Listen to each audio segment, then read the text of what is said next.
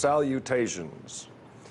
The time has finally arrived. No more waiting, no more wondering, no more nervous trepidation, asking ourselves if a great injustice would finally be rectified or if a patriot would continue to be made to suffer.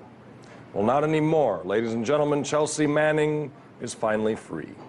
On Wednesday, May 17th, Chelsea Manning was able to take her first breath and steps into the air of freedom. In all honesty, Hawk Watchers, I think many of us, including myself, never thought we would be able to say those words while Chelsea was still young and able to live a full life outside of the cold, dark walls of the Fort Leavenworth military prison in Kansas. After serving the longest sentence of any whistleblower in U.S. history, Manning had her 35-year prison sentence commuted by former President Barack Obama just weeks before he left office. Her time in U.S. custody after blowing the whistle on egregious crimes committed by the U.S. military during the Second Iraq War and leaking roughly 750,000 official cables and documents to WikiLeaks, her time was, to say the least, brutal. Her treatment in prison was an assault, both physically and mentally, pushing her into a suicide attempt last July and a hunger strike in September. Manning's ACLU lawyer, Chase Strangio, on her release stated, "She has experienced trauma over the past 7 years of her confinement, and the trauma from those experiences won't just evaporate the day she walks out of prison. It's going to be a process for her to heal and begin to live her life with more autonomy over her gender and her decisions and vision for the future." Today, let us help Chelsea begin to heal by celebrating her freedom. An American patriot who sacrificed her freedom, health, and safety to inform the public of their government's wrongdoing. Chelsea Manning is free at last. Now let's start watching the Hawks. If you want to know what's going on in your city, in your streets, never back down like Tyrell, and the truth is what you seek. To analyze, investigate from the bottom to the top. You speak your mind like Sean Stone, whether they like it or not. I got Tabitha, Miss Wallace, with the wisdom and the pearl. Between the outrage and the evidence, what's going on in this world. Watching the Hawks, watching the Hawks, watching the Hawks. Listen when they talk. Welcome everyone to Watching the Hawks. I am Tyrell Ventura. And I'm Tabitha Wallace. And joining us now from outside of Leavenworth Prison in Kansas, where Chelsea Manning was released earlier, is RT's own Marina Portnaya. Marina, thank you for coming on. Hi there, guys. Yeah, thank you for coming on. Tell us what was the feeling on the ground during the release? We understand it was done in a way to protect Chelsea's privacy. Is that correct? Absolutely, that is 100% correct. There were dozens of members of the media camped out across the street from the military prison here at Fort Leavenworth, Kansas. Right behind me, camped out starting at midnight, awaiting Chelsea Manning's release from here. But her attorneys, to their credit, did send out a press release warning every member of the media that they will keep it as secret as possible to protect Manning's security, her safety, and her privacy. They were not going to disclose when Chelsea Manning was going to be leaving the prison and which way she would be leaving the prison. So members of the media were camped out where I'm standing, for including ourselves, for many hours till the sun came up, and we found out that Chelsea Manning actually left at 2 a.m. Her release was officially announced around 7 a.m. and she did take to social media shortly before 10 a.m. to engage with all of her supporters. Her first post of her feet clad in Converse sneakers, indicating her first steps of freedom. Later in the afternoon, she posted a picture of what appeared to be a hot slice of pizza, which she ate for lunch. So she is clearly engaging with her supporters and fans right away. But of course, this is a moment that is being celebrated by all those who supported Chelsea Manning, the sacrifice she made in order to reveal classified information of the U.S. government that many say shouldn't have been disclosed from the public. So many see her as a hero, and of course her release comes after former President Barack Obama, with only 3 days left in the White House, served up a clemency for Chelsea Manning. So now she enters a life much different than the one she lived before she was arrested back in 2010 and convicted in 2013. Thank you so much, Marina. Thank you very much. A very informative and great work there on the ground at Fort Leavenworth in Kansas. Thank you. Joining us now to discuss Chelsea Manning's release is one of the very, very, very few people who can actually say they kind of know what she's going through. That's whistleblower and author John Karioku. Thanks for joining us today. Happy to be back with you. Yeah, especially on such an occasion, because Yes. one of the first stories we ever covered as a team, before we did Watching the Hawks, was this. It was one of the biggest stories that sort of got us into this whole area. So it's kind of interesting. We're going to discuss the prison experience with you a little bit later on those specifically, but I'm wondering from you, what is that moment like? I mean, obviously Chelsea got some nice, some comfy tennies and a piece of pizza, which I think is brilliant. Right. What is that like, that first moment when you step out after you've been in? It's very emotional. You're so excited as that day approaches, and then when it actually happens, it's actually very stressful because you're afraid something's going to go wrong at the last minute. You're afraid that something's going to trip you up, or there's going to be some legal intervention that's going to keep you in, and then it finally happens. You don't know whether to jump up and down with joy or to start crying, and then finally you get in the car and you drive away and you realize that it's real. Wow. Does it take a while to just believe that? Like, you know it, but does it take hard to actually have faith in that things are different? Does that ever go away? Yes. Yeah. It takes longer than you might think. Chelsea's going to have to deal with some things that she probably hasn't even really given much thought to so far.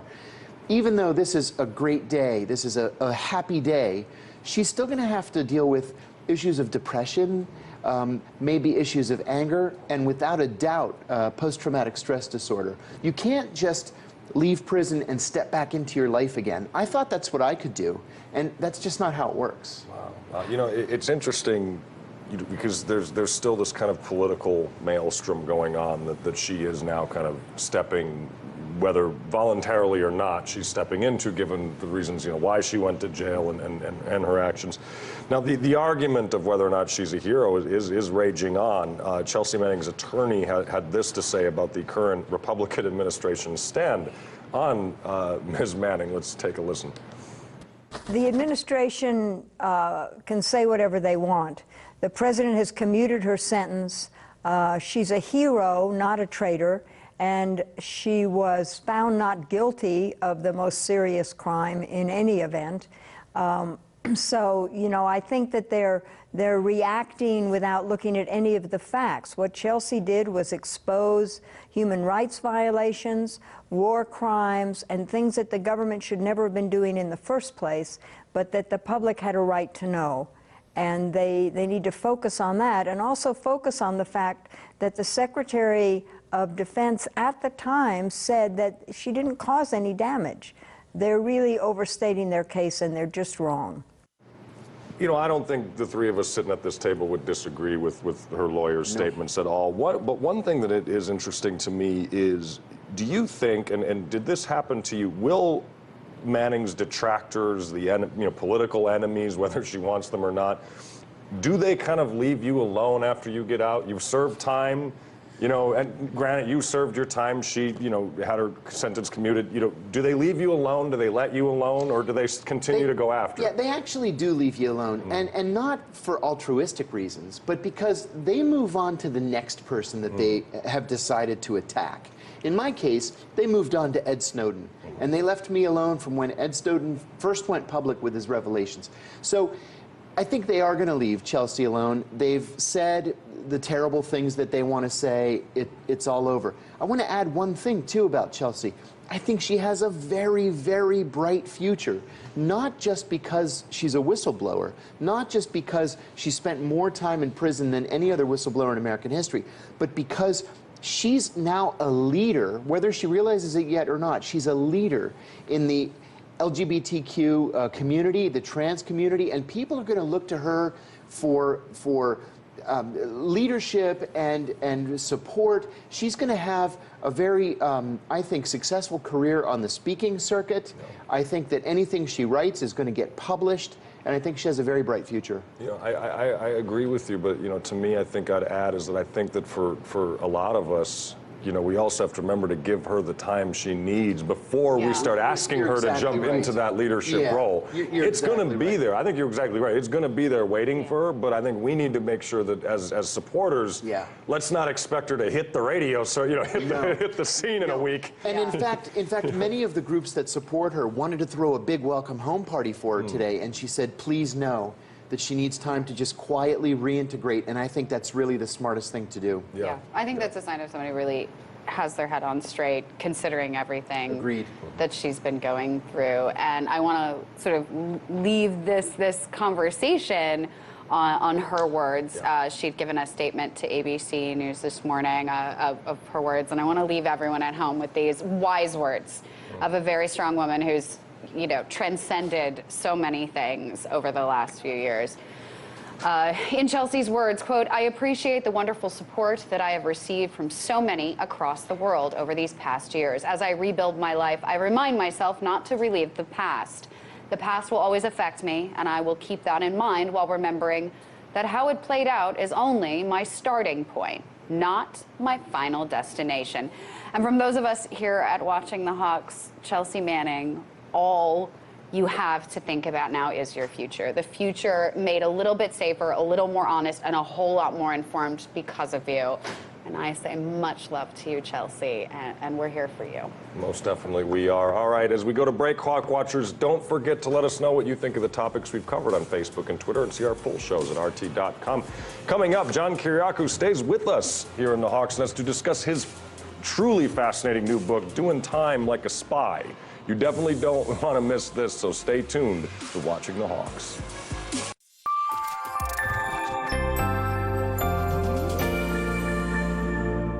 There's a media war being played out before our eyes. The American mainstream media are intent on destroying President Donald Trump. Trump returns the contempt. Is the media making themselves the story? And is this dangerous?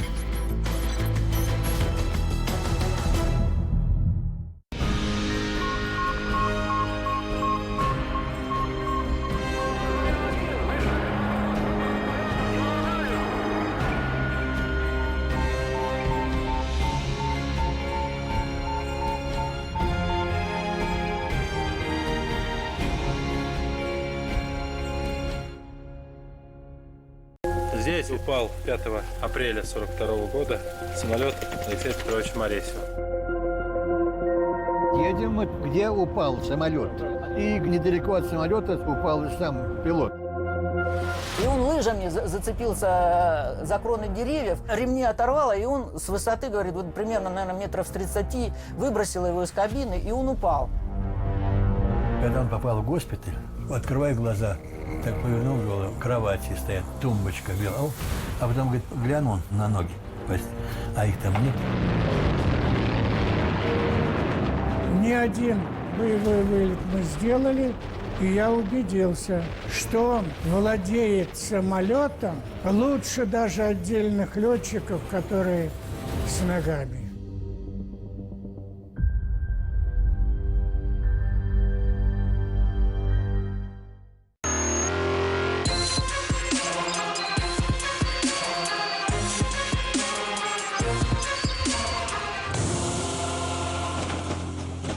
While Chelsea Manning is now free from the horrors behind the wall, there are still many in the United States of America who continue to languish behind bars. Currently, there are roughly 2.3 million people incarcerated in the United States. This massive number is spread across both federal and state prisons as well as county jails. That's 1 in every 110 U.S. citizens, or 0.91% of the U.S. population. And let's not forget about those who are out of prison but still in jail, of parole and probation, which, according to statistics from the U.S. Bureau of Justice in 2013, numbered over 4.7 million adults.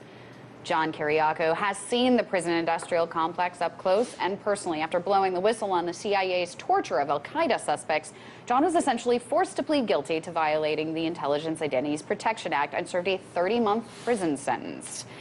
His new book, Doing Time Like a Spy, is a fascinating memoir of his time behind bars and how his training in the CIA helped keep him alive so that he can share his story with us today. Yeah.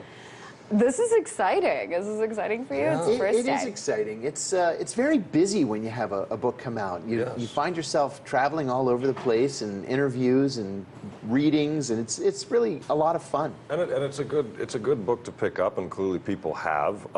You know, they're out buying it. It's already kind of a bestseller within the first few days. But John, you've been out of prison now for 2 years. Since getting out, you've spoken quite a bit about your time inside to various groups and peoples around the country.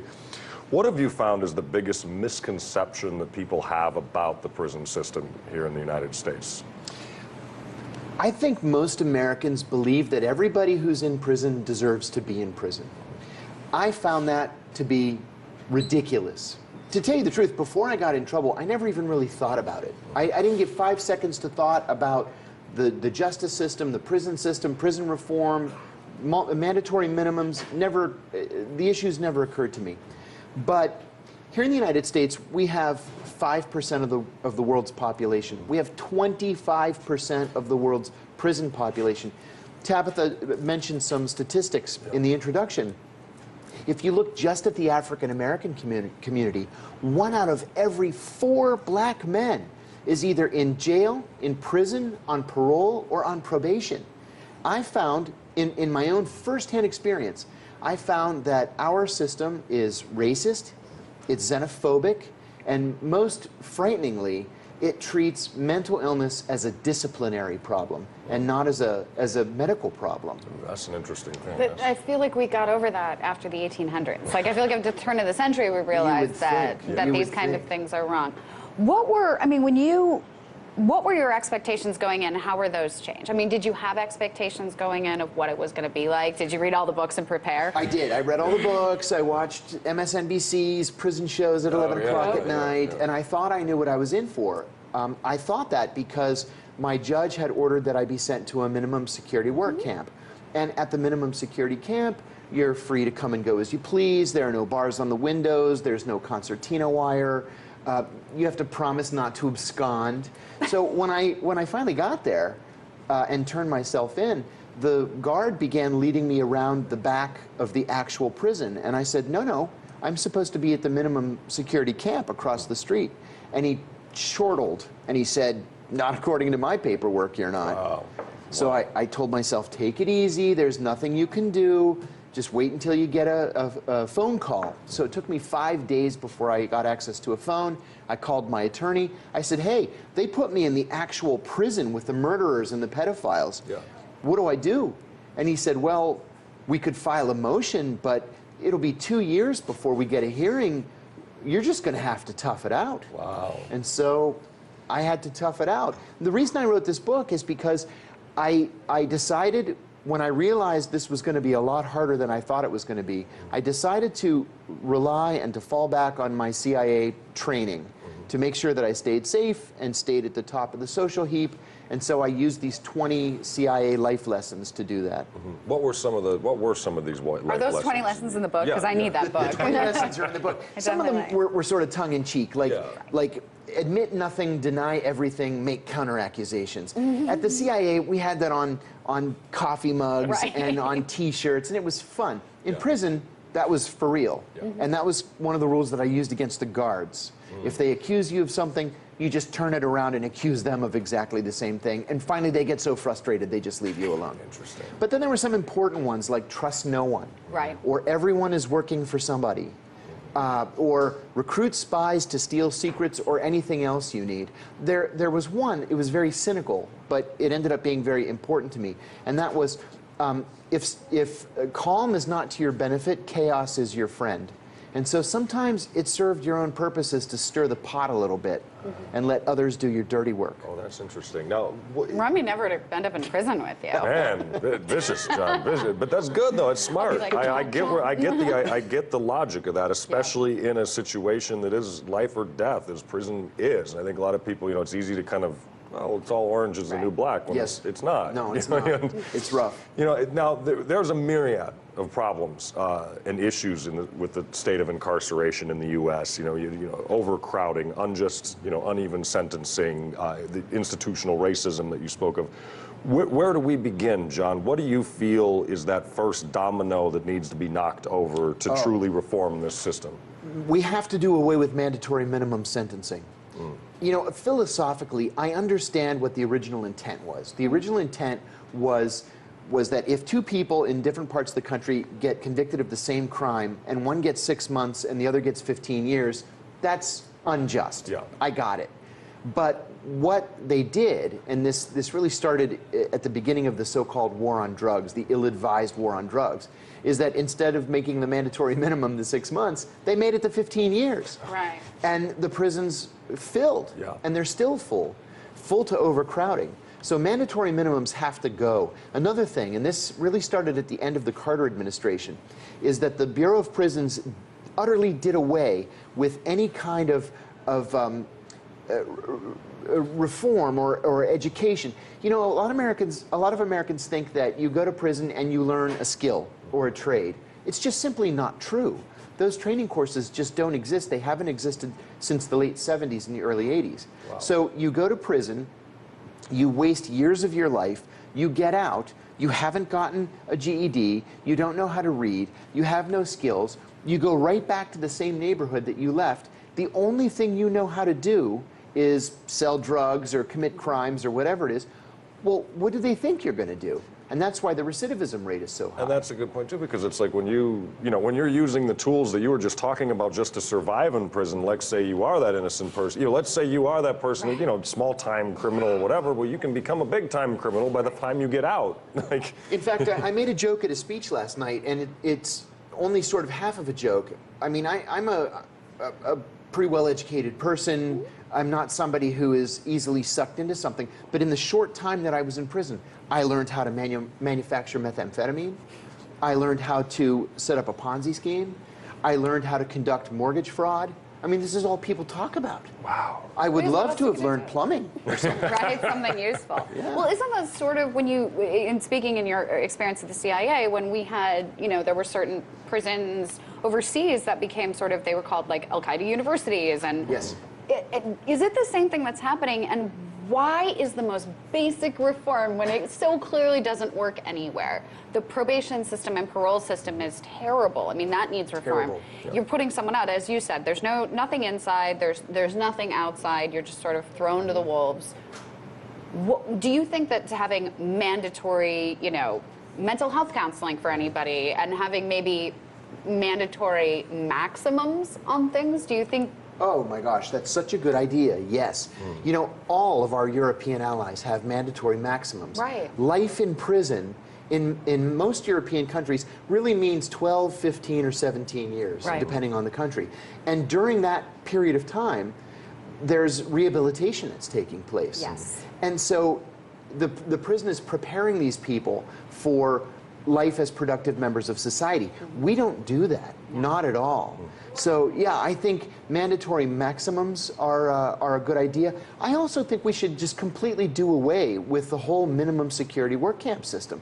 If your crime is so minor that they don't even need to put you behind bars, then why are they incarcerating you in the first place? That's a good point. When you could be home taking care of your family and working and paying taxes and being a productive member of society. There's no reason to have those camps. And it's interesting because in some states they have these, I think they're called Huber laws in some places. It's where you go to sort of county lockup and it's for these low-level crimes. You go to county lockup, but you are allowed to go to work every day and come back. There's a sense that take this seriously, but Yes. we're not going to interrupt your entire life and make your whole, I mean, the family ends up dealing with it a lot and anyway. that's interesting because it brings me to my next question. Is one of the things that gets very much overlooked when it comes to the incarceration of people is, okay, here you have someone who's at least being let out to go to work. So that he or she's still technically getting a paycheck. Right. Right. But one of the things is the financial impact. You know, what are some of the costs that a prisoner faces during their time in jail, and then once they leave, and how devastating is it? Well, most prisoners have to pay some sort of fine or restitution. That can often end up in the many millions of dollars. I was in prison with a guy who had been the CFO of a sports drink bottling company, and he had ripped off the company. So he had to pay a fine of something like $250,000, but he had $70 million of restitution on top of 20 years in prison. So nobody's going to see any of that money. It's ludicrous. Yeah. But what they'll have you do, and believe it or not, this is constitutional, which was stunning to me. They have this thing called prison industries, right? So at Loretto, where I was, Loretto, Pennsylvania, the prison industry, which is essentially forced labor at just pennies per hour, the industry was to manufacture cable or wire for the U.S. military. Well, if the Justice Department is paying its people 5 cents an hour, how are legitimate businesses on the outside expected to compete with that? When you have slave labor, you're driving legitimate businesses out of business. So you're actually harming the economy rather than helping it. And you find a lot of that around the country. There are, prisons that have, farming things, and they're giving. I mean, you can go to Whole Foods and there's cheese. Call centers. So you can buy cheese in Whole Foods that is literally made by U.S. prisoners. Yes.